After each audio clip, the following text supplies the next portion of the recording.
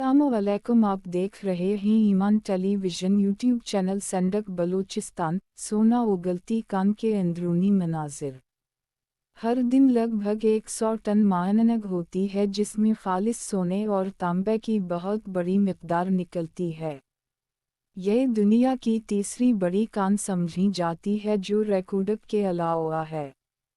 अगर ये सच है तो फिर इस सोने और तांबे का पैसा कहाँ जा रहा है और अभी भी पाकिस्तान मकरूज़ क्यों है?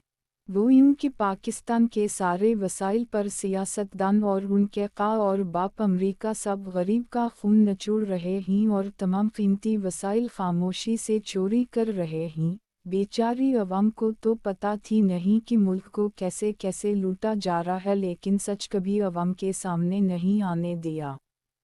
ये ही वो हक़ाइक़ जो अब छुपाना नामुमकिन है। सितारा और वीडियो देखें। अगर वीडियो आपको पसंद आती है तो हमारा चैनल सब्सक्राइब करें और वीडियो को लाइक करें।